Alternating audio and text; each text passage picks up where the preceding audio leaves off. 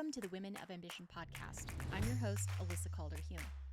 Today we have a really excellent guest joining us, Miyamoto Loretta Jensen, also known online as the Polynesian Genealogist, is a professional genealogist, and she's going to speak with us today about the ambition of being a good ancestor as well as her experience working for Family Search, a genealogy group here in Utah.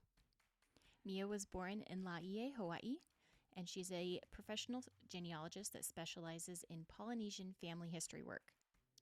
She is of Kanaka, Maoli, Native Hawaiian, Samoan, Tongan, Japanese, Korean, English, Swedish, and French descent.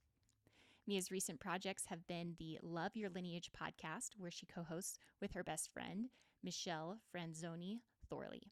Together, they shine a light on the ways family history is multifaceted and how it can be shame-free, especially in the BIPOC experience. And we're going to be expanding more on that today. So here we go. Thank you so much for being on here today. Yeah, thanks for having me. So excited to be here.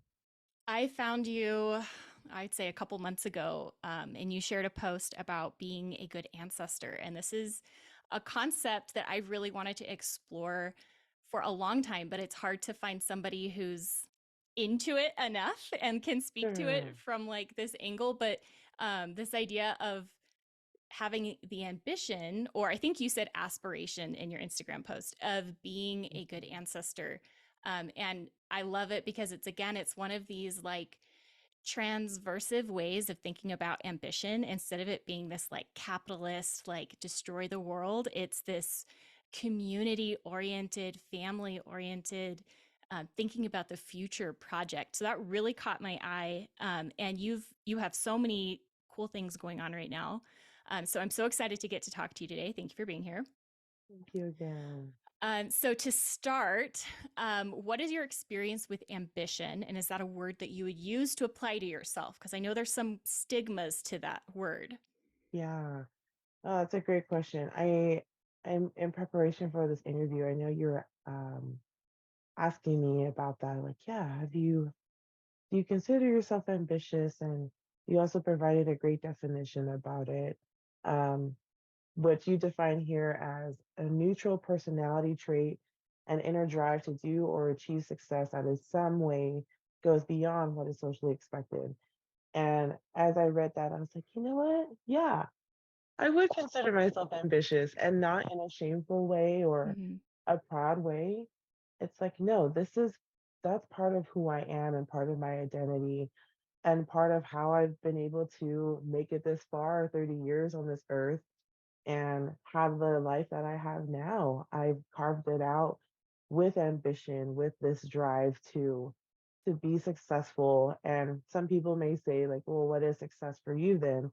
Success for me, of course, I love money. I'm not going to shy away from that. I do like having money, and I do like I'm the kind of woman that I've learned, these last few years, especially since getting married and having our now 6-year-old son turning 7, that I I love being a wife and a mother, but I also love being a career woman. I have that in me, and I just want to work that is very fulfilling to me in these other ways outside of the home.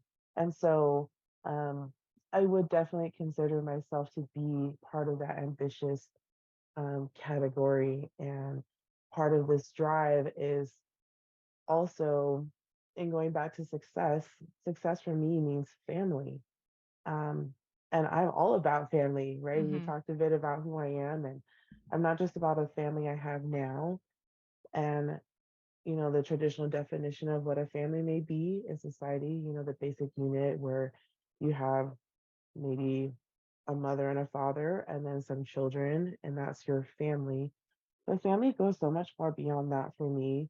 And so does success. It means having and understanding what your relationship is to other people and to your culture, to your identity, to the land that you live on, whether that be your own ancestral land or land that you have settled on that belongs to other groups of people. And so success is being able to have those healthy and loving relationships to me. And being able to understand that the choices I make now impact those relationships in the present, for those in the past as well, my ancestors, and for those that are coming. So you asked me about, what is a good ancestor? What does that mean? Again, it just means you are doing all the good you can right now because you understand your good is going to pass on to the future, and it's healing those in the past. And so it can be from really big things like I've been doing, having my podcast show with my best friend Michelle, to which we'll get into a little bit later, leaving a very toxic work environment for my own mental and emotional health, to trying to start my own business and other things like that, and going back to school next year, to even the smaller things like learning how to get into a consistent sleep schedule, going to the doctor when I need help with some medical things, going to therapy, learning how to say sorry to your child, like all these things. They're all good things, and it's helping me to be the best ancestor now. But I do want people in my posterity, whether that be literally biological down the line, or those um, who will just look to me, in the future and turn to me as a guide. I want them to see me as a source of strength and of power. And if that's not ambition and success, I don't know what is. To be completely honest, I don't know what is. But I, if you can't tell, I'm very passionate about this subject. So thank you for asking. Yeah, no, for sure. And I love your focus on what success means to you and like what how you define it, because Mhm.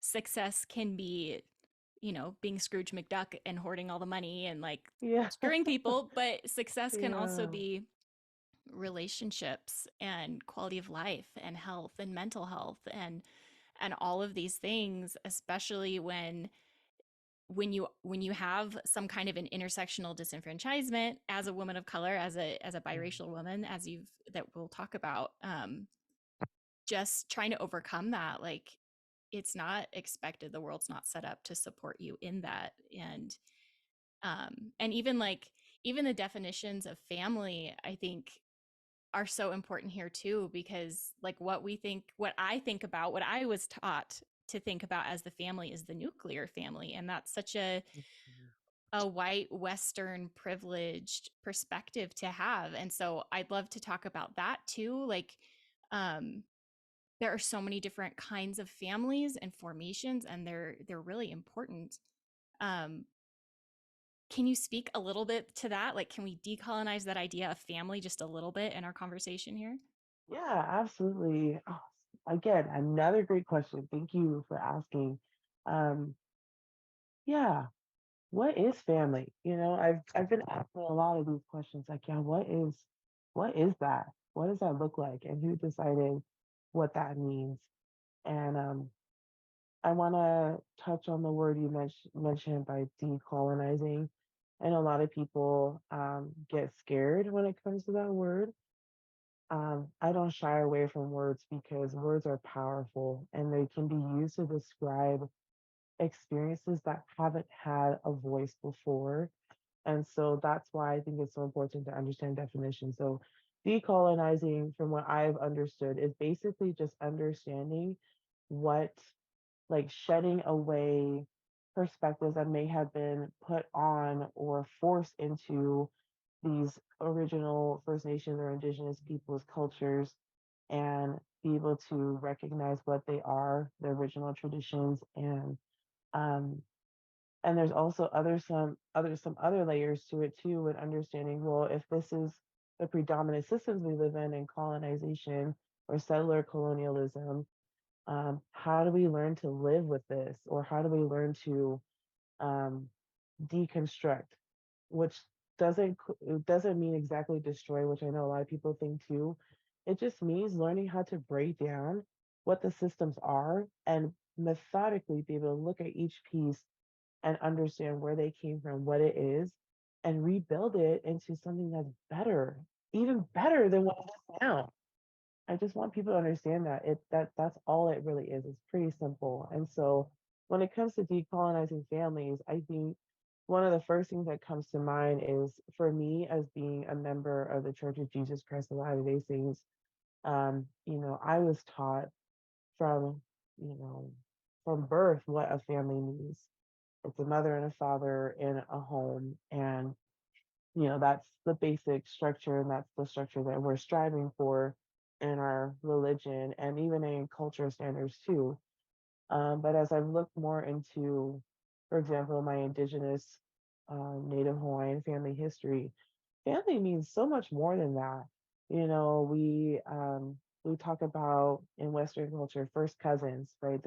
It would be your parents' siblings' children. But in Native Hawaiian culture, there's no word for cousin. They're either your brother or your sister, you know? And like I remember posting about that recently on Instagram, and the amount of feedback I got from not just my own Kanaka Maoli community, but from so many other indigenous groups saying, "Oh my goodness, that's my experience too. That's how I view my cousins, air quote cousins, because those cousins have such a deeper the relationship, again, going back to success, the relationship and the success of it goes so much deeper and does not get put in this box of what a cousin may be in Western perspective. And to me, that's so beautiful. Like, why would we limit ourselves in those terms when a lot of us have so much love for our cousins or our siblings? And that's the best way to describe the relationship, to describe the success is that love. And so and then I also think too about, you know, I've had a lot of people ask me about how I feel about blood quantum or Mm-hmm. biology. And those are all valid questions, especially with family history, right? How do I decolonize that? What's my perspective? And I just think that we should not limit ourselves to what we maybe have thought of a family to be. Um, I have friends that I have my son call auntie or uncle, even though we're not. I've done the DNA test. We're definitely not related. We come from different parts of the world, but our hearts, the relationship that we have makes them family, makes them part of me and part of my life and existence. And so they are family automatically. And I find so much joy in that. Again, with decolonizing, I want people to understand like there's joy on the other side of deconstructing this too. It's not just a messy thing, it's not just a hardship, nor is it just an event. It's a system, right? But when you go through that process of decolonizing, even just what a family is, there's so much joy on the other side of it that it's it's hard to explain if others haven't done the process or don't fully understand it either. And so I just this is just my open invitation to everybody that's listening too. Is like I hope you would understand that. And I would love it if you came into this space and be open and willing to question and ask these things of yourself and maybe see like, what other perspectives there are of in this context of family of what your relationship to others are. Again, there's so much joy behind it, and I found so much more fulfillment in my life because of it. And that's all I want. That's all I want for y'all listening. Please just, yeah, come join us. You're welcome to come sit with us in this. So, yeah. Thank you. That's really beautiful. Can you expand more on the role of genealogy in terms of decolonization? The way that I've been taught about decolonization is very similar to you. And Mhm. what my professors, I've been very privileged to have Indigenous professors teaching me about this. And they always harp Wonderful. on there's a difference between like anti colonial and Mhm. um, and what we're talking about here and how decolonization anticipates the end of the system. It's not just about critiquing it. And so Yeah. I'd love to like dig maybe into that nuance a little bit and then how does genealogy work? How can it fit into that? Cuz I know it can be used to uphold white supremacy and it can Yes. be used to take it down. So let's talk about Yeah. that a little bit. Ooh, okay. If I don't answer every part of the question, That's please let okay. me I know. I tend to ramble in my questions. It's all good. No, no, you're great. Um, see, where should I start? Um, I love what you said at the end about how genealogy can be used both to uphold white supremacy or to be part of decolonization. Wow, like that just took my breath away. And I had to sit, like, just, oh my goodness, you're absolutely right. And that's the thing, like a lot of these things that are around us, they can be used for good or be used to harm. And I think that's where the real power lies is we all get to make that conscious choice of what we use and how we use it and what the result is going to be. So when it comes to decolonization, I think one of the best things to first understand is impact versus intent. So there's a lot of good people that I've come across in my life, including in the genealogy industry, that have good intent. And I don't hate people that have good intent, but the impact of it though, what is the result of what you did, even though you had a good intent, but it was wrong, or for example, it was racist, it was there was misogyny involved, or ableism, ageism, whatever you want to, whatever ism you want to call. You can have that good intent, but you have to understand what is your impact.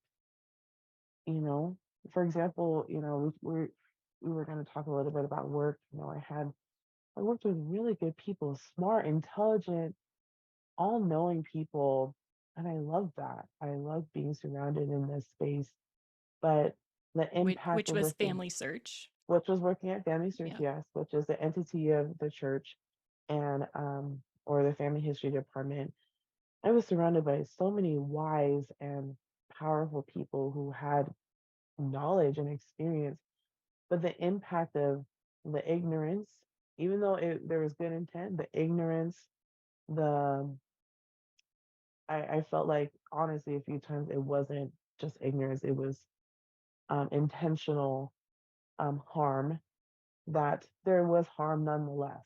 It doesn't matter if you were, trying to be good, yet you said and did something that was wrong or hurtful, it still hurt. And so in genealogy, in religion, in school, whatever you want to look at, there is this, you have to understand impact versus intent. And so when you come into these spaces, especially with genealogy, I think what needs to be understood, especially to so with impact versus intent, is knowing that what your privilege is too coming into these spaces. So, in speaking to maybe a white audience that may be listening, you a lot of times there are, in general, Eurocentric genealogy, all about written records and the written word, and we have a lot of great resources out there that cater to the Mm-hmm. scanning of original documents and being able to publish it online and have AI be able to detect what's written down and make it easier and more searchable, and there's a lot of experiences catered to that. But then what about everybody else? Mm-hmm. There's so much more to genealogy than just the written word.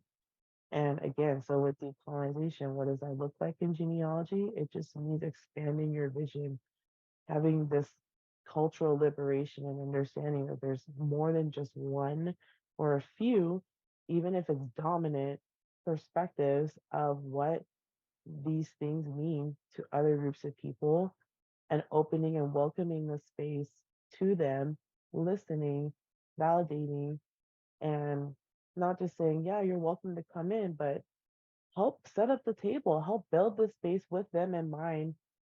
And there is emotional and mental labor with having them tell you too how to fix things, how to make sure that it looks and is the way that's culturally appropriate rather than appropriation. And so there's a lot of factors in mind, but I'm telling you, when you do it in this way, it makes everything better. It just enhances everybody. So I think, I hope that makes sense. Mm-hmm. I hope that helps to, guide the discussion here. But overall, yeah, just taking the time to understand what that means and what your privilege may be in the space and um, how you do things and the impact of it really does matter. So learning those things can really help with decolonizing in the family space, in family history, and in genealogy. I just think over for anything that you want to explore. So yeah, Thank you. I know recently one of the things you shared is that through the website that you're very familiar with because you work for Family Search, there's a way to like share oral histories now, yes, which is so important to so many Indigenous communities as well as everyone. Um, yeah, but those oral stories and being able to actually like record them is really incredible. it Are is. there other tools like that that you're seeing come out that have made that more accessible? Yeah. Outside of family search, there are a lot of people doing things. So, for example, there's this one website that I know the founder and owner of the company. Her name is Kay Marie Dunn. The company is called Ahau, AHAU, .io, and they are a Maori. So Maori are the indigenous people of Aotearoa or New Zealand, and so they're part of Polynesia. And they are a company that created a database for indigenous Maori people to share their whakapapa, which is their oral genealogy or just their Maori genealogy, and keep data sovereignty. I don't know if you've heard that before, but data Oh, sovereignty that's is, a good term. yeah, data sovereignty. I never heard of that until I spoke with Kay Marie, and it blew There my is mind. not data sovereignty in family search. Oh There my. is not. No, Oh it's my. Oh not. my. Yeah, thank you. I'm so glad you understand understand Oh. that. It's fascinating because I know we want to we want to share information. Like that's great. And in terms of family history, yeah, and even in our religion, we want to be open and share genealogy with each other because that's encouraged. And then take names to the temple and hoorah, like you did family history. But I'm like, but how do you rope in all these other cultures who, one, see family differently, two, treat their records differently, and three, um, the way they are being, or historically how they've been discriminated against? How are you reckoning with this? And so those three big questions were heavy on me while working at Family Search. And so now that I'm out of Family Search right now, I've just really felt a lot more of that liberation in the thoughts that I have because data sovereignty is important to me. It is important to Indigenous people. Yes, we want to honor and uphold our religion, but the people matter too. And we need to love and treat people and meet them where they are at, not try to force them to speak up or say things that they are not ready to share and be able to accept and receive however they are and however they come. And that I've seen that be upheld in such beautiful ways through data sovereignty. So Hmm. you said you had a story or something really Yeah. great you wanted to share. I'd love to hear it. Okay. So, well, first I just want to say like I really appreciate like your focus and value again is on the relationship, not Yeah, building into this network of like a database. Like the database yeah, doesn't matter. It's about honoring people and their ways of doing things and their modes of knowledge and making something functional for them, which I think is really beautiful. And I mean that just adds so much to our world yes, thank because you. diversity really matters and there's so many more colors and textures and like everything out there. Yeah, If we're trying to do it this one way, like there's just so much missed. Okay, amen. so story time. Um, so I've been doing a lot of my own family research because I don't know, I've just been really fascinated with one of my ancestors who's indigenous. And she came across with the Mormon pioneers. So having a native pioneer is not something that is really told in our religion, but we talk about our pioneer ancestors a lot. So I've been really fascinated with that, mostly because she's been left out of so many stories that she really should Mm, have been included in. Um, but in the process of digging into this, as this, white woman, it's been really interesting to be confronted with not only the sexism that I face all the time, but the sexism of that time compounded by her being a Native person in a predominantly white space, being a polygamist wife, having a huge lack of autonomy, being separated from her culture and her family, and all of these things. And I've really had to look for her story in the liminal spaces and in the shadows and in what isn't told, and who made this wonderful life for them, who was tending the garden, who made that medicine, where did that come from, where did that knowledge come from. A lot of reaching in between, which is how a lot of people of color really have to do their research and their history work. So I'm just having this like very micro experience of this. But one of the things that I found was a census record from 1860 and from Utah. And in it, she's listed with her children, no husband, because I think it was polygamy and he was probably off on a mission or somewhere else because he was just never there. Mhm. But in there, it was included this young 18-year-old girl with a different last name and a newborn baby, and with the same last name as this other woman. And so after digging through family search, you can look up anyone's name and see their records. Not Mhm. the data is not protected, but I was able to see that this girl that was in my ancestor's household was there at the time, but there was no record of her having lived in a different place. They were living in the same county, but different cities. And in her family research, it specifically said that she came across with the pioneers and lived in her parents' house until she met her husband and then moved to Idaho. And so there was this specific piece being withheld of her living with my ancestor. And so I went ahead and added the census record. I tagged her in it Mhm. because finding a census record that you don't know where to look for is like a needle in a haystack, as you know. Yep. So I was like, this is something I can help this family. And clearly there's like some untold story here. And so I was reaching more about this girl's history. And what it says is that she came across the plains, lived with her parents, met her husband, moved to Idaho, adopted this child with the same exact birth date as the one that was born in my ancestor's house, and then had more children and then moved back to Utah like 5 years later with this gaggle of kids. And so I was like, okay, it's the same birth date. They're hiding that she was not at home. Like, clearly, this is her biological child of another father, or maybe it is the same father. I don't know. And so I shared the census record and I put a note in there that said, I don't know why, but this has been specifically hidden in the storyline. It looks like this is her daughter. There's something that's not being said here. There's more to this story. And I just posted it.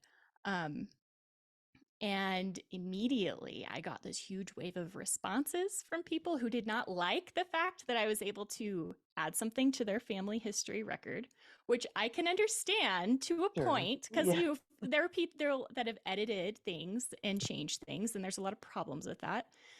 But I started getting like hate mail from people being like, what are you doing? Why are you pointing this out? Like, why are you judging her for having a child? This is like not real.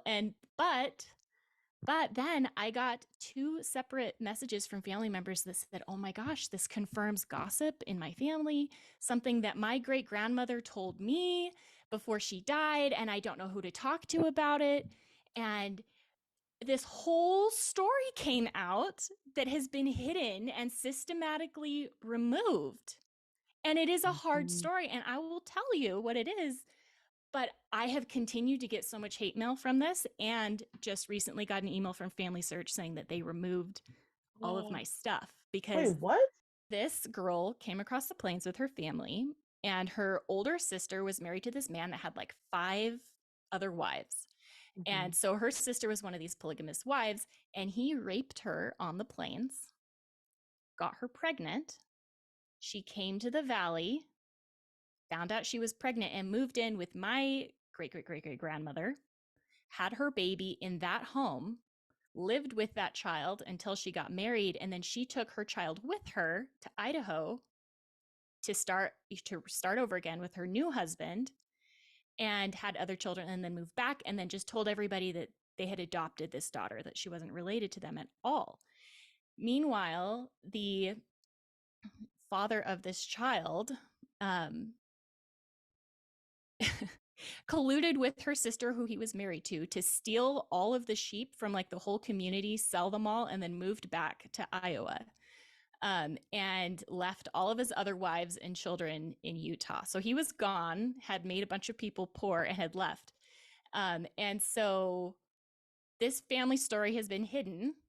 And so when I went back to look up this guy's information, there was two stories. There's the family history story that says he's this fantastic entrepreneur, had all these wives, had all these children, now this legacy of people. And then someone had added all the newspaper articles that talked about how he'd abandoned his wives and his children and stole from his whole community thousands and thousands and thousands of dollars, and then went back east. So Wow.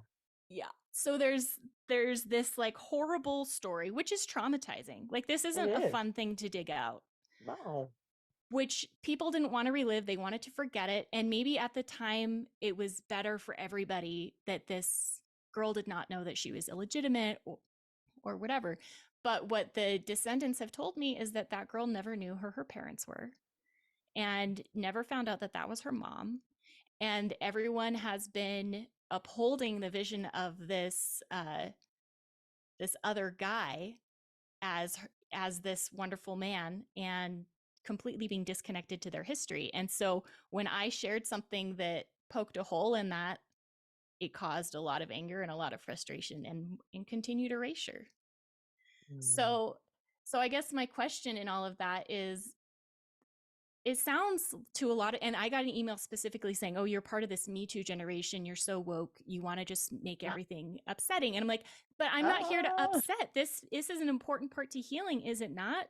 To find yeah, out these stories. So what role does that play when people like me are just, bringing up the drama? But I think it's an important piece to heal in our family stories. Like, can you yeah, talk to me about that? Because it yeah, feels so important. Why can't we just sweep it under the rug and move on? yeah. Ooh, I just want to acknowledge all that you shared and just validate your experience with that too.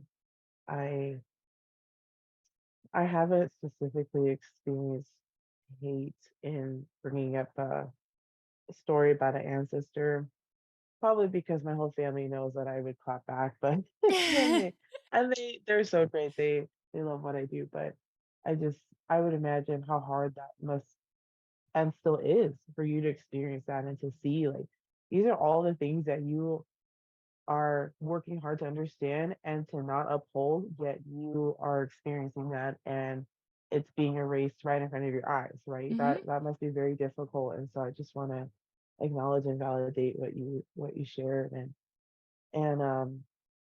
man, when it comes yeah, when it comes to our family stories, and I say this with great care and love too, um, it's important to know the truth of what's happened in our family. And that's part of the reason why me and Michelle, my best friend, made our podcast show, Love Your Lineage, because it's about highlighting these experiences, especially in the BIPOC experience. So you were talking about your ancestor being indigenous and the experience of erasure, the experience of shame, especially of wanting to center others and forget, those who were part of the story because at the time or even today, they didn't like the identity that their family has or where they came from and their stories. And, I give a nod to humans wanting to only highlight the best of who they were and want to just focus on that. I mean, that's why social media is huge, right? It's a highlight reel, but that's not reality. And I think the sooner we understand and learn to hold space for this idea that families are not meant to be perfect right now, the better we can be at holding and understanding the space that our families have gone through, whether that they were the oppressed or they were the oppressors. Mm-hmm. You have to learn to hold space for all of that, because that is the true, authentic story. I'm tired of fake. I don't know how else to put it. I'm just tired of fake, and tired of people not being ready or willing to hold space for all these different elements. Sure, it's heavy and it's hard. In one of our episodes, we talk about this cognitive dissonance, Mm-hmm. meaning that, holding two opposing truths at the same time. You have to develop that, the coping skills to handle cognitive dissonance, because if you can't hold it, you drop it and it can shatter. Like, I know people's worlds literally are uprooted when they find out the truth of things. And it's because a lot of people just don't have that stamina or that ability to hold that.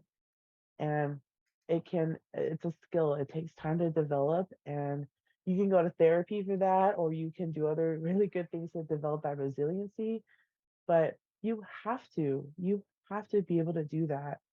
Um, and if people listening don't quite understand, if you have a religious perspective, especially in Christianity, I like to tell people that, if Christ is able to hold space for all of us and literally die for us, holding space for us, we have to learn how to hold space for each other. Like, we, as covenant keepers of Jesus Christ, we promised when we were baptized that we would mourn with those that mourn, comfort those that stand in need of comfort.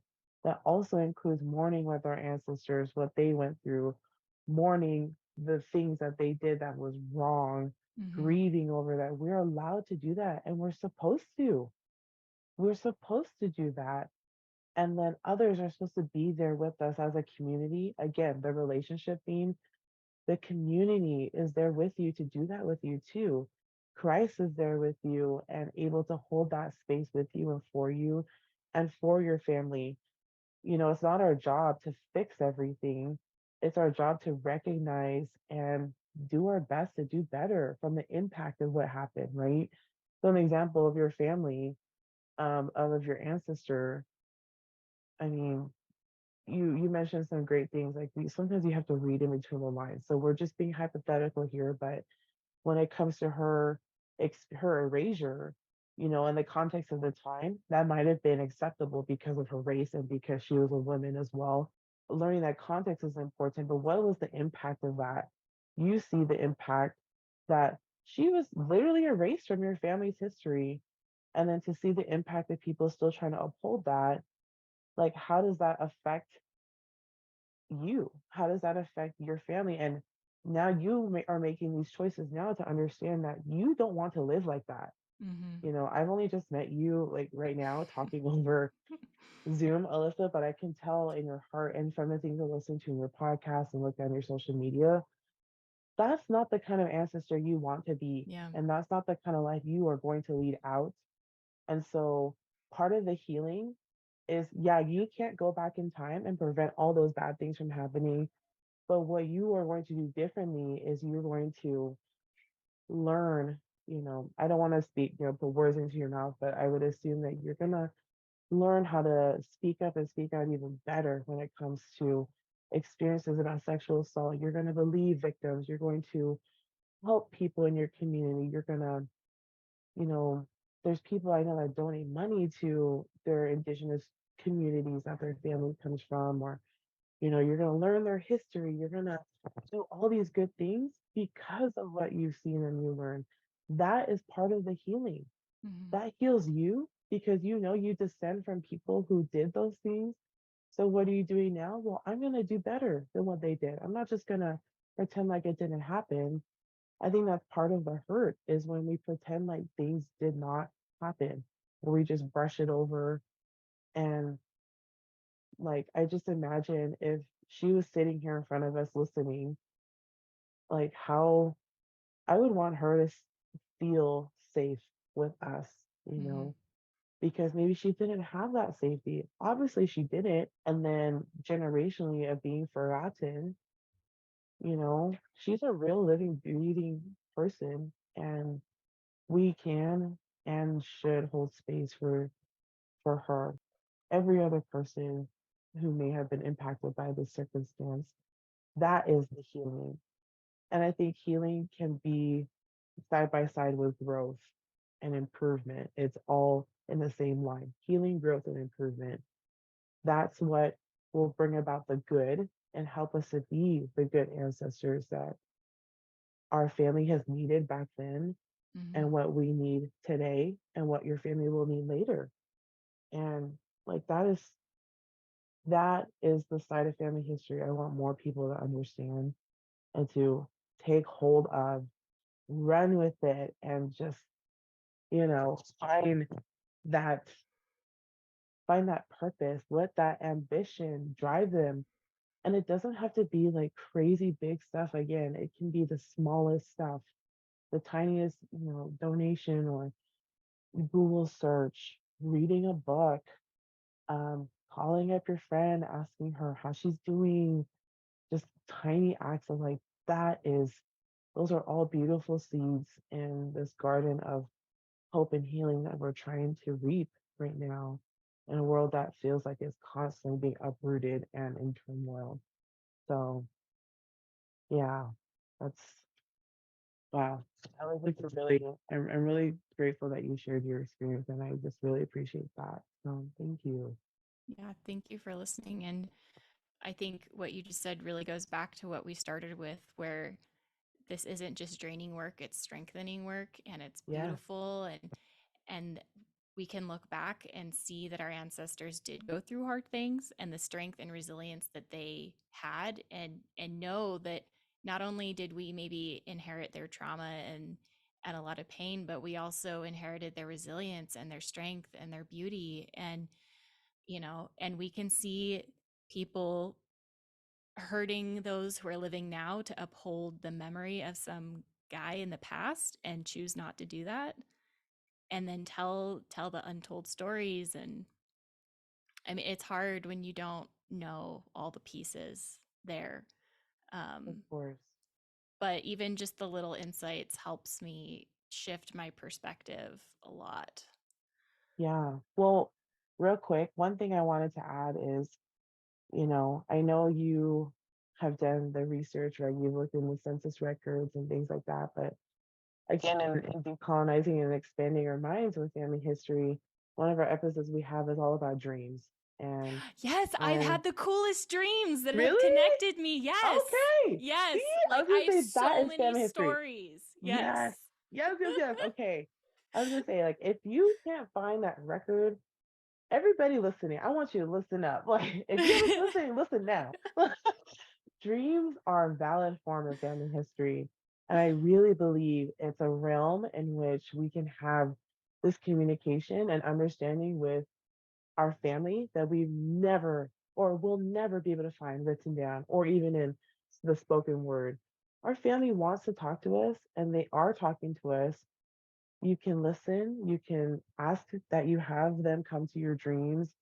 That stuff works, man. And if they don't come to you, I've often seen them go to other people in my family so that my family can come talk to me, because maybe I'm too stressed out and I don't have space in my brain to have them come visit, but they still visit and communicate in other ways. So yes, I'm so glad you love dreams too. It's they're amazing. I Oh. I believe that. Like I believe that that stuff matters, and I might not always understand everything that I'm given, but it usually Mhm. makes sense after the fact, and it's connected me with people here. It's connected me with Mhm. friends and family here, my own children, as well as my ancestors. Like it's um, so integrative and Yeah.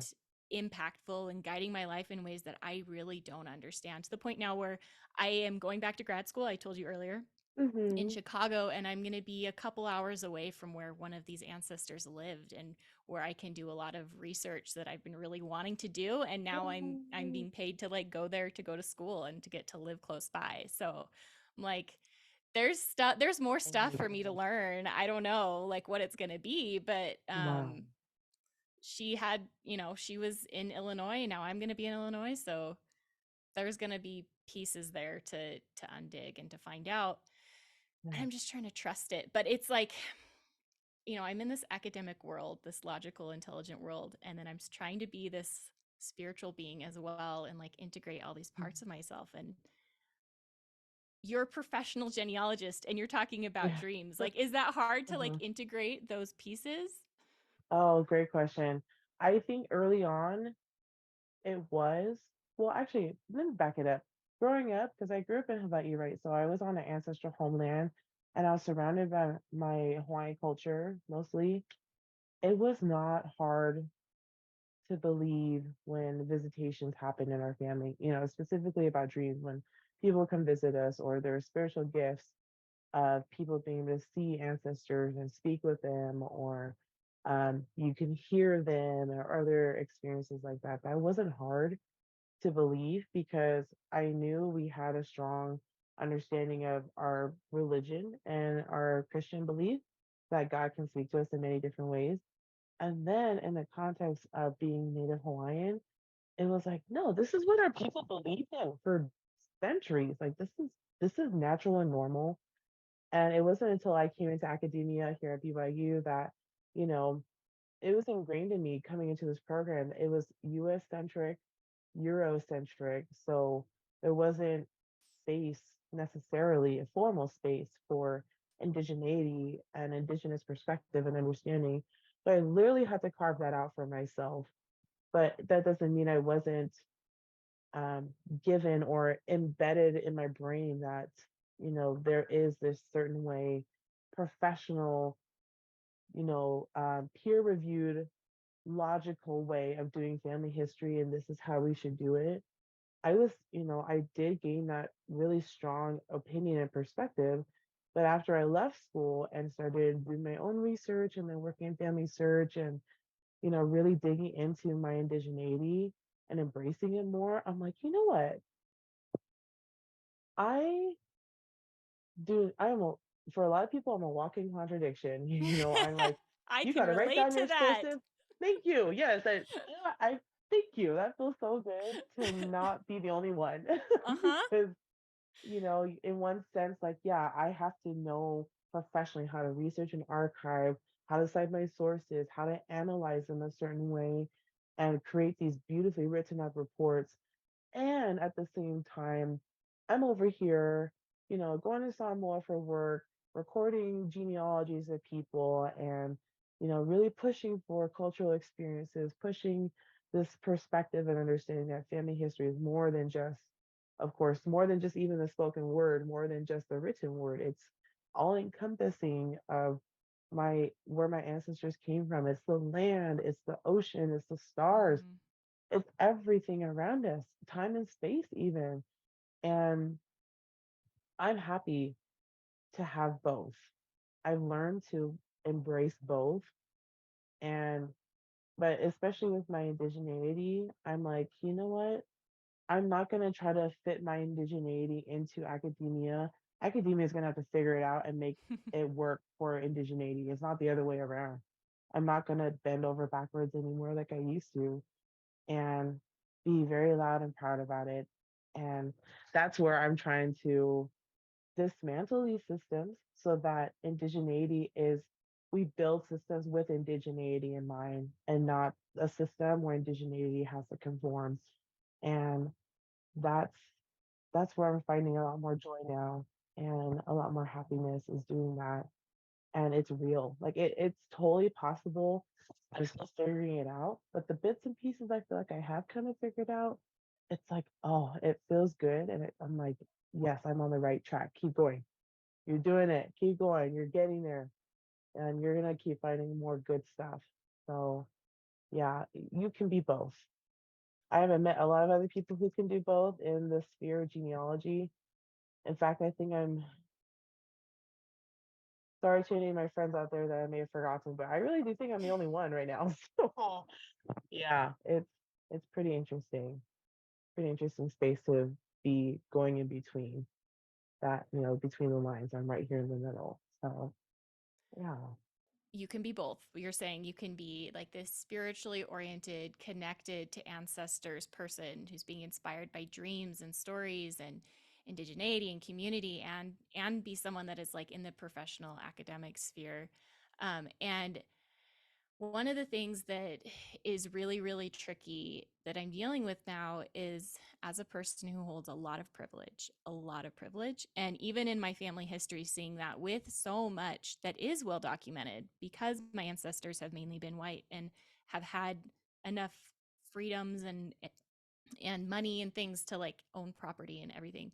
Um, navigating entering into that space where I know that a lot of things aren't documented and there are oral histories, but then there's been a lot of adulteration of those histories and Yeah. appropriation, even within the families that they have come from.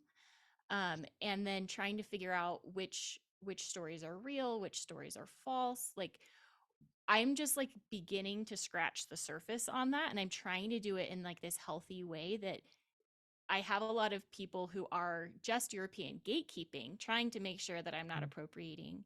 And then I have a lot of indigenous people that are like, well, of course it's your true story. And I'm like, yeah, but I occupy this space of like, there's a lot of internalized racism and white supremacy. So how do I like unpack that and undig that? And like, anyway, my questions are rolling on. So I'll let you respond, but I have more. Oh, you're fine. I mean, again, you bring in so many great thoughts here because, um, well, as you were talking, one of the first things that came to mind is in history, like I'm reading this book right now, and maybe you've had this professor at the U, Dr. Miley Arvin.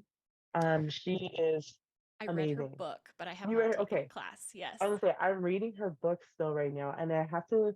It's taking a long time. So her book is called Possessing Polynesians: The History of Settler Colonialism in Hawaii and Polynesia.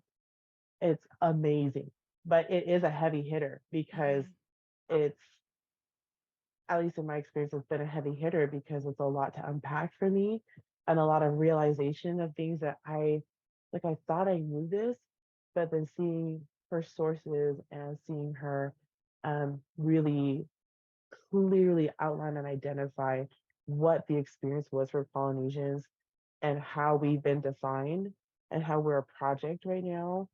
And there's this big Polynesian question, like, what is a Polynesian? Mm-hmm. It's really hard to face as a Polynesian myself and one who is really big into genealogy and trying to, have this, handle cognitive dissonance in this sphere. How do I handle this and how do I work through this?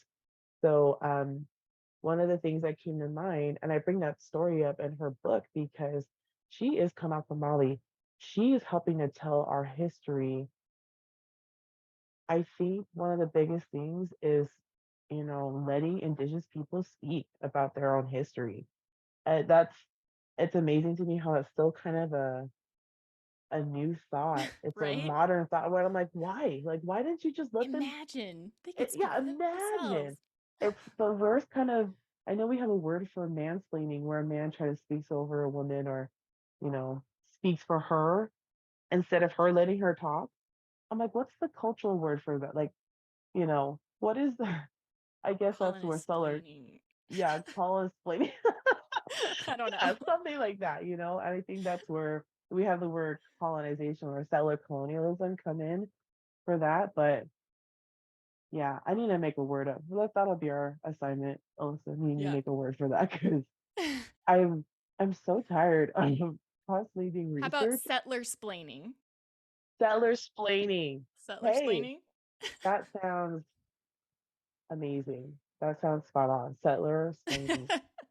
Because it's so true. Because I'm like, why are these people coming in thinking about my history or about the history of indigenous peoples or people of color?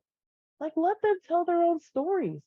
And we have a history of um, white scientists and doctors or researchers coming into these spaces, taking, I highlight the word taking because they take this knowledge and then they put their name on a paper and act like it's all theirs or they did all this work. I'm like, no, you didn't. You were invited into this space. And historically, people have taken advantage of that space, Hmm. which is meant to be sacred and special. And then they put their own twist and spin on it and say, with Polynesians are descendants of the Aryan race. Basically, Polynesians are white. Therefore, we're justified in taking over Hawaii. and Melanesians are black, therefore that's why we can discriminate against them and have blackbirding and all this crazy stuff. And so it's it's mind blowing when you take a step back and you see these different perspectives. And it that's why I think it's so important to ask yourself, who's telling the story and whose story is it really? Okay, check, it's not their story. Check, it's not, this is not their place either. And so I think, as you were asking, how do you navigate this space?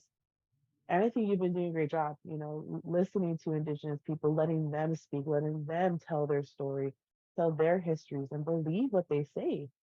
And I know in academia, again, we love having written sources and peer Hmm. review and all these things. I'm like, okay, but once again, we it academia is based on and has strong white supremacy culture ties to it. So and is built on those systems. So what are we missing here because of this? And so I that's why I love when people have time to gather and speak with one another. Indigenous people gather and they have their storytelling time or are able to talk with one another because it is sacred. It has been passed down.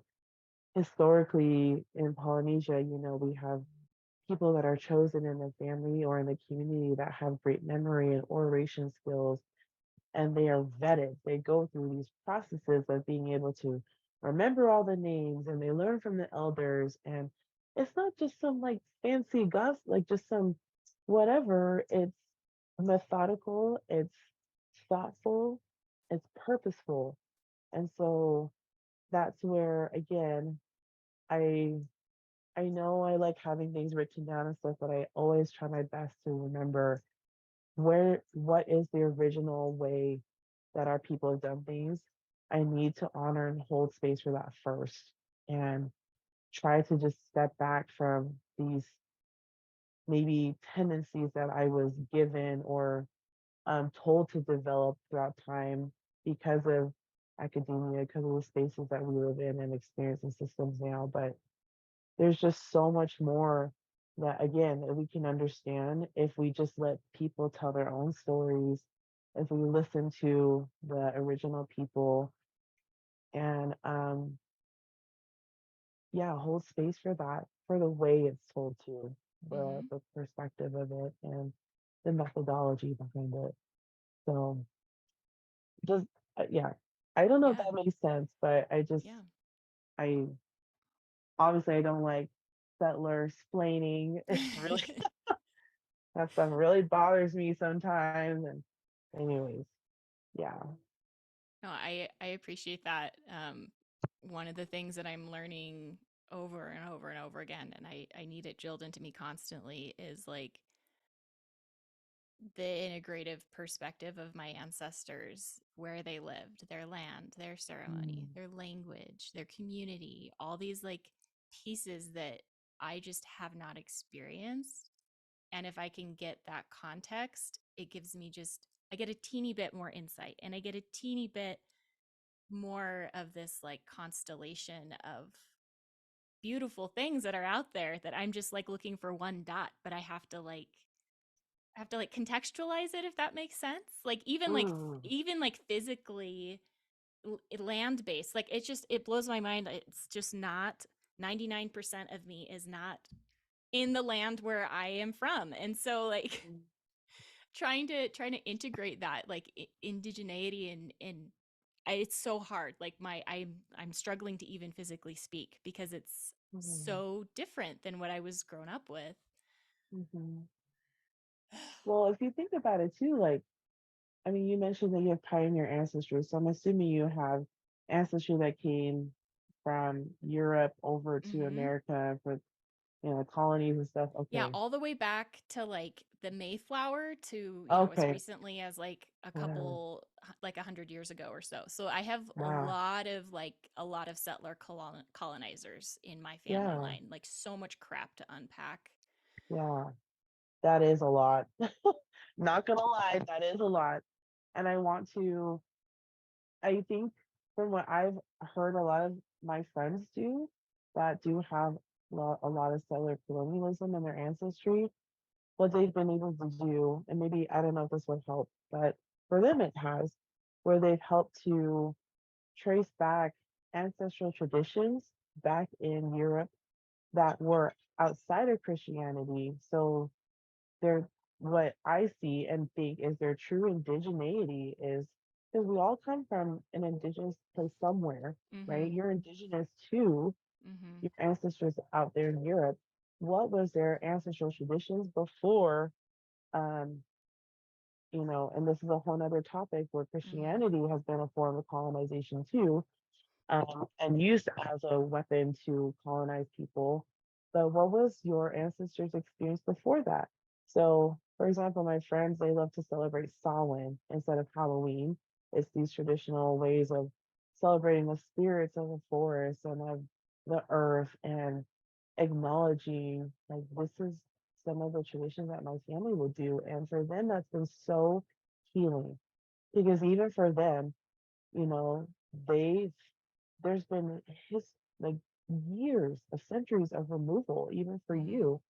And touching back, literally touching back, whether that be through traveling to Europe and touching the soil of where your family comes from, or looking it up online or reading about it or having dreams about it, whatever it may be. Like there's so many ways of touching back to it that I think can help with the unpacking after because it is heavy. It's like, okay, if I my family has had history of hurting people that were first from here and I'm not even from here historically, like how do I have roots? Where are the roots? Mm-hmm. And so that's where I really believe in grounding yourself first to be one of the best ways of being able to, like, okay, now that I know where my feet need to be planted, whether that be through some small traditions that you found out that your family first had, or your culture and your people first had before coming out here to settle other and uproot other people's cultures, that'll help you to face it even better. And I think in even more resilient ways than you maybe not have been able to yet. So I don't know if that makes sense, but Mm-hmm. I hope if that's for you, Alyssa, or anybody else listening, I just think there are, as you know, we have so many great resources now to help us see and understand these things. And yeah, decolonization is not just for white people to realize that they need to get out of the way or like not impose white supremacy. It's for them to literally touch back to what is originally theirs, which is their authenticity in their family history, back where their family originally comes from. Mm-hmm. It's for all of us. And again, the sooner we can do this, the more and quicker the joy can be. It's real, it's attainable, and it's powerful. So I just want everybody to experience this. It's so real. Please come. So, anyways, No, I'll I stop talking. appreciate that invitation and that call because yeah, we all are indigenous to somewhere and we all have things to unpack and heal from. And it so I did want to mention too, it's Asian Pacific Islander American Heritage Month. Yes, It for May, right? And so we're talking about colonization in you know in Polynesia and in the United States, but and also going back to Europe and like legacies of harm and trauma and things that we need to not be perpetuating and yes, in healing from and taking accountability for, and even the ability to like see the systems that are currently harming people, that like things that I don't even realize are like in me, like I don't know, like we have to like root out that like rottenness is how I feel.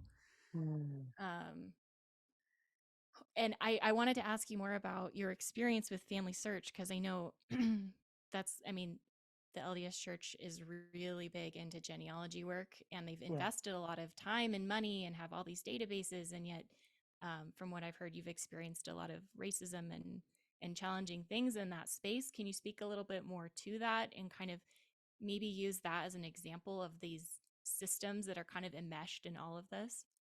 Yeah, absolutely.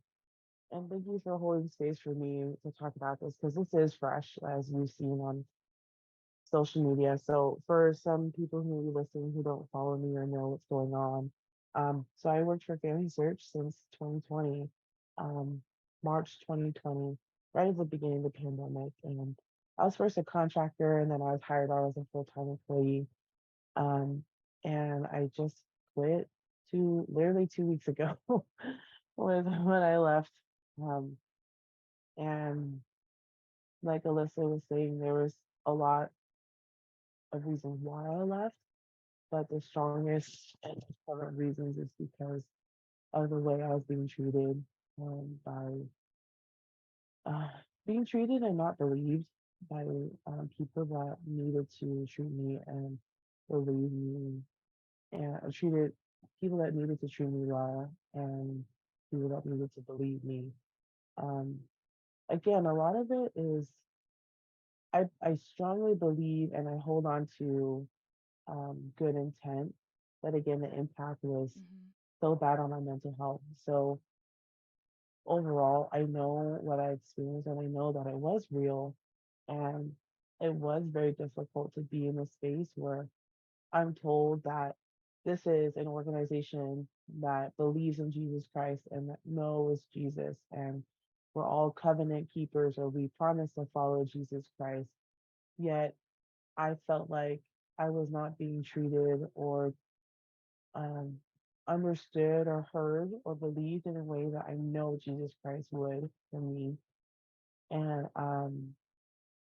that was really hard, really hard. Um, and I think what's even harder, what I posted about recently, is that um, I still go to church with these people, like Mm, I don't know everybody in my congregation, but we all belong to the same faith. And knowing that there's people who treated me so badly that still go to the same church as I do and still believe the same things that I do, it's heavy, and there's a lot of privilege for me and still being able to be here in a space where even though I was treated poorly, I could still sit in a pew and not be, you know, targeted as much, maybe directly, but maybe right. indirectly in ways. And whereas for other people, it's not the same experience. And so a lot of times it can be worse. It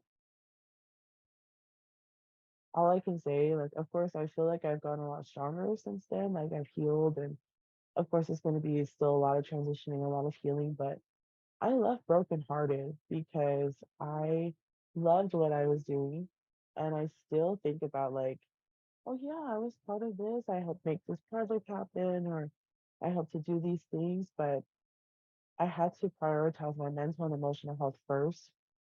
And it just, yeah, so that's why I packed my bags and I left. Even though I did speak up, I did report, I did talk back, I did do all these things that I felt like were good. I fought a good fight, I did what I could do, but it's a systemic problem. And as I've shared in my post too, I'm like, there's some plain and simple systemic things that need to change in order for talent and good souls to stay in the business of the church. And you can even expand it to the church overall. It's not about changing doctrine right now. I'm like, it's just basic principles. Like, we should focus on learning how to say things that are not racist to other people. Like, it's just basic stuff, in my mind. I'm like, this is so simple to learn. But when you have systems that constantly uphold people that um, want to stay in power and be comfortable and not make those changes and not be uncomfortable because of some of the truths they have to face, things don't change. And I'm only one person. And boy, did I say and speak up. And I'm really proud of myself and I love myself for what I did. But it just, it's hard, um, and heartbreaking to have to come to this point now and realize that who I was authentically was never going to be accepted in a space where they say all means all and all people are welcome.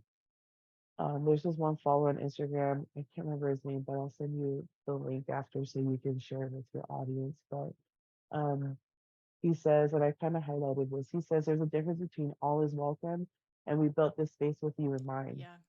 There's a huge difference. And that's where Family Search and I would say the church in general and a lot of other places are right now is they say they slap the diversity, equity, inclusion, like, yeah, we're DEI focused, or we believe in this, or we have this mission statement, or all is all. And like you can say that, but it's very different from we built this place with you in mind. And I again, historically looking at the history of just family search alone, I'm like, this place wasn't built for everybody. Mm-hmm. That's not how this was built. So we need to dismantle, we need to take it down and rebuild it into a place that does have all in mind. And we can do that. We have the resources. There's no shortage of money. Let me just put that out there. There's no shortage of money in this church or in family search, okay? Just do a I quick don't think Google I'll search. get You'll find out real yeah, you'll fast. find out. You'll see. Go ahead, take a look. There's no shortage of money. There's no shortage of resources in that Mm-hmm. way. Or And experts, or or support, experts. or people who are willing to donate their time for free. Like, yeah. Yeah. Oh my gosh, don't even get me started in that one. But there's so many resources and people who can and want to make this impactful change for better, which I would say I'm part of that category. But to recognize and realize that that was not being accepted and um, that was not going to happen right now for me, and not at least right now for the organization. Again, heartbreaking. And so I've kind of felt a little like, who am I? Where am I going? What's Mm-hmm. going on? And but I feel like I've found a little bit more ground that I can touch on now. And um, but I've cried a lot of tears about it. I still feel the grief coming waves to me, and that just shows how much I loved what I did.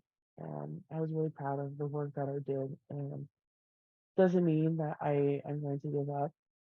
That's part of the ambition side of things with that. I still will press on and still move forward, even if it doesn't mean that I'm part of an organization that's part of my religion, and that I really did love and still respect. Um, I hope and I believe, I really do. I hope people, if they work at the institution are listening, I hope you hear this part, especially that I believe that change can happen and needs to happen. Um, and it will come. I just wish that happened yesterday, and happened when I was still working there. Um, and I think a lot of people have felt that in their lives with a lot of things, with family history. I wish this didn't happen, or I wish the change that needed to happen happened a long time ago. And in terms of being a good ancestor, that's part of our call when the change that didn't happen that we wanted to see happen. Um, if we see that now, we have the chance to be part of that. We don't have to make all the changes, but you can be the spark that starts it, or at least carries it on. I have so many great people in my family that have just made this bonfire of ambition and resiliency and joy and goodness. My job is to keep adding wood to that fire and at the same time build my own fire, um, to help in these other ways that maybe your family hasn't been able to or hasn't done in a long time or yet. And all of us can do that. And that's my greatest wish and hope for all of us is that we recognize that we already have that fire because it's been given to us. So with that fire, what are you going to do? Are you going to use it to help or are you going to use it to destroy or harm? and because fire can be used for both. Mm-hmm. So making those conscious choices can literally change the world. Um, and we each have that power. And so collectively, individually, we can do, I know we can do that. And again, in terms of this whole experience with Family Search, I'm just going to keep doing what I can and carrying on. And sure, I'm a bit burnt and scarred up right now, but the season of healing that I've prayed for a long time is finally here. And that's also part of carrying the fire is learning to rest and to recover, to give myself grace that um, I fought so hard for. And now that it's here, to embrace it and love it and just bask in the season of self love is how I'm being a good ancestor right now. So, yeah, still good, still moving forward, and still very hopeful. Thank you. Thank you Thank for you. sharing that. Such, I mean, it's so personal. I mean, we're talking about who you are on so many levels, and your beliefs and your community and your passions. So thank you for sharing. Thank you. I can just imagine how challenging that's been, but also how freeing to choose yourself and to take care of Yeah. yourself. And I love your analogy of building the fire because we talk about burnout all the time, especially Oh, yes. with people of color or biracial people who are advocating, trying to fit into a system that's not built for them and in burning out, for about lack of a better word, but instead thinking about it as a community bonfire where you're passing the spark and adding to that and adding what you can and then resting when you need. Like Yeah. I love that like inversion of that analogy or that visual. It's beautiful, and Mm, sustainable, I think. it is. Yes. That's such a good word, sustainable. That's what we need to sustainability um, with everything. And like you highlighted too, and being a person of color and yeah, people of color do experience a lot of burnout, whether that be in the workplace and our homes, and we carry a lot. And so you've been running around lighting everybody else's fire. It's time for you to just, and I say this, I recognize this takes a lot of privilege too to say this. I would hope though that we can recognize that each of us do have privileges that can help us. Um, it's not just to help others, it's to help us to take the time to let yourself sit by the fire and just relax. Like breathe it in, girl. Like just sit there and enjoy the warmth. Let the Let yourself community care for breathe. you a little bit. Let the community care for you and take care of things while you are resting and recovering because you cannot do it all by yourself. I believe every woman is superwoman. Absolutely. That's like every woman. I'm like, yes, I love you, but that doesn't mean you have to do it all by yourself. So that's my parting wish. You don't need Thank to do you. it by yourself. We can do this together. Go relax. Go lay down.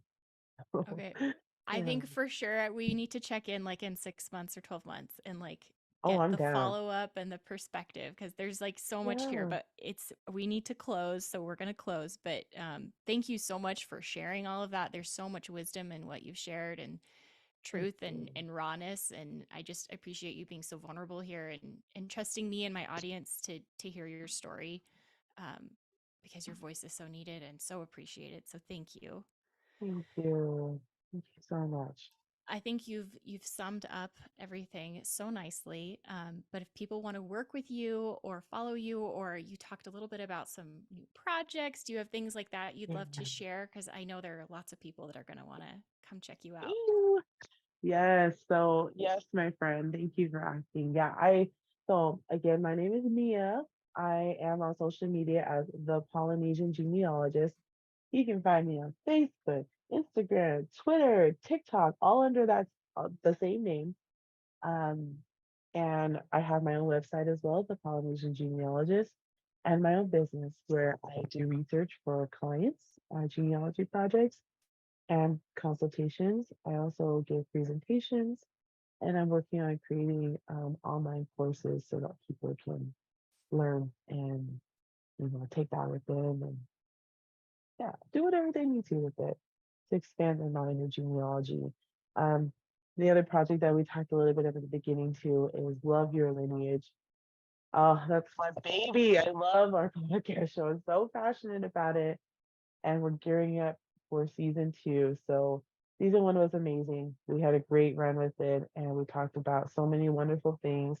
But again, we highlight the multifaceted ways family history and genealogy can be, and center the BIPOC experience with it. So if you want to, please check out our podcast show, Love Your Lineage. You can find it on Apple, Spotify, or Google it online too. Anywhere you can listen to podcasts is where you'll find our show. And I love the idea of doing another check in 6 months or a year or whenever.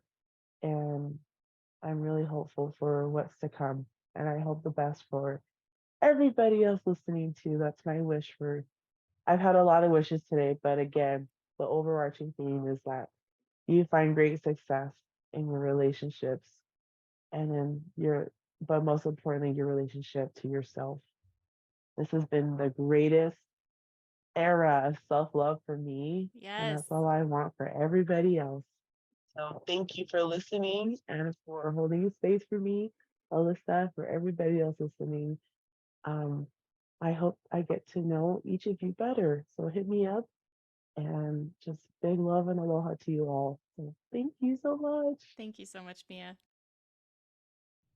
Thanks for joining us today for this episode of the Women of Ambition podcast. I had such a blast recording this with Mia.